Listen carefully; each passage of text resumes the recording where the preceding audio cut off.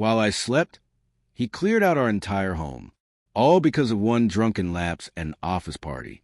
Hi, everyone. Welcome back. If you've ever had a single mistake snowball into the loss of everything that mattered to you, then this story will strike a familiar chord. I'm Natalie, 29 years old, and not long ago, I believe I was living the life I'd always dreamed of.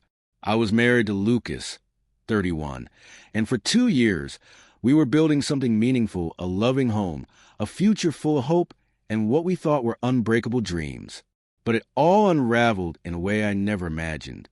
From the moment I woke up that morning, something felt wrong. The house, once filled with love and laughter, was eerily bare.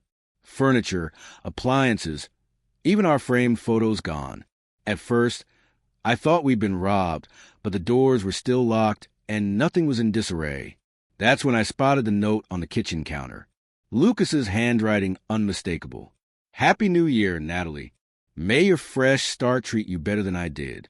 I dropped into the nearest chair, heart pounding, trying to understand what I was looking at. The man who had stood beside me through the darkest times had simply disappeared.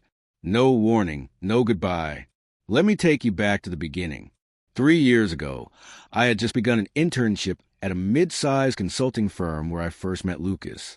He was a project supervisor, sharp, well-regarded, and quietly confident in that magnetic way. I initially tried to keep things strictly professional, but you can't suppress chemistry for long. After collaborating on a few projects, we started dating. 8 whirlwind months later, we were engaged. He proposed during a snowy weekend in the mountains. Just us and a love that felt infinite. After we married, life moved fast. Lucas received a job offer from a rival firm that nearly doubled his salary. He accepted. We upgraded to a larger house in the suburbs and began mapping out our future. Children, travel, renovations. My own career was on the rise, too. I eventually got promoted to a more demanding position, which brought pressure I hadn't expected. I started bringing work home, staying up late, and leaning on alcohol to decompress. What started as a nightly glass of wine turned into finishing the bottle. Lucas noticed. He addressed it gently at first, then with more concern. I dismissed him, claiming I had it under control. I didn't. It spiraled until one night I completely blacked out. That was my wake-up call. I checked into a rehab program and took 6 months off work. It was the toughest journey I'd ever faced. Lucas stayed by my side the whole time, never once threatening to walk away. That's the kind of man he was. When I returned to work, I was placed under a new manager, Ethan Carter. Mid-40s, youthful energy, and a magnetic charm. Lucas didn't take to him, said he was manipulative, and urged me to keep my guard up. I brushed it off as jealousy. Ethan appeared to be a capable and engaging leader. When a colleague went on maternity leave, I found myself working even longer hours with him. I was often the last one in the office. We exchanged late-night emails and texts to keep things on track.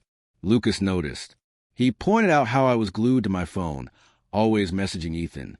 I reassured him, told him it was strictly professional. He wasn't convinced. One evening after an argument, I told Lucas he needed to trust me or back off. Looking back, that's when the emotional rift began. Not long after, Ethan started sharing personal details from his own life. One night, after everyone else had left, he brought me coffee and asked how I was holding up. I broke down. I confessed how strained things had become with Lucas, the guilt I carried and the burden of pretending everything was fine. He listened silently. Then I made a terrible mistake. In a moment of raw emotion, I hugged him, and then I kissed him. It wasn't romantic. It was confused, messy, and something I regretted instantly. We pulled away quickly. I saw the same shame in his eyes that I felt. We agreed to keep our distance and act like it hadn't happened. But pretending doesn't undo the damage. Whispers started circulating at work. People noticed the way we interacted. The closeness, the laughter, the body language. It all made its way back to Lucas. One evening, he confronted me, demanding the truth. I lied, told him it was all workplace gossip. I didn't mention the kiss. I thought if I just buried it deep enough, I could fix things and move on. By December, I was desperate to make amends. I cooked his favorite meal, organized a quiet evening at home, and promised to change teams once the project was over. Lucas seemed to ease up. We agreed to hit reset in the new year. Then came the company's New Year's Eve party. Ethan suggested Lucas join us. Maybe it would help him feel more included. I agreed. Maybe this would put all doubts to rest. That night, the drinks were flowing. I hadn't touched alcohol in over a year, but it was New Year's. One glass, I told myself. That one turned into 5. Lucas was clearly upset. I brushed him off. It's New Year's, I slurred, trying to downplay his concern. I ended up sitting between him and Ethan. The rest is a blur. I woke the next morning in an empty house. Lucas was gone.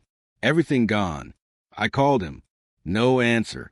I reread his note over trying to comprehend what had happened.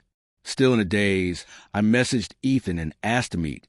We sat down at a cafe, and he filled in the blanks. Lucas had tried to stop me from drinking more that night. I resisted. We argued loudly. At midnight, I toasted with Ethan, hugged him tightly, and then kissed him again. This time it wasn't hidden. Lucas saw. He left. I sat frozen, tears streaming down my face. I had destroyed the one relationship that had weathered every storm, all for a fleeting moment of weakness and a wound I had never truly addressed. Now, months later, I live alone in a quiet apartment with bare walls. No photos, too much silence. Lucas hasn't contacted me, and I don't think he ever will. I'm sober again, but now the emptiness I feel isn't just from cutting out the alcohol. It's from losing the one person who stood beside me when no one else did. Trust is delicate. Sometimes it's not the betrayal itself that ends a relationship. It's the secrets, the emotional distance, and the reckless choices we excuse in moments of pain. If someone chooses to love you at your lowest, don't give them a reason to doubt you at your peak.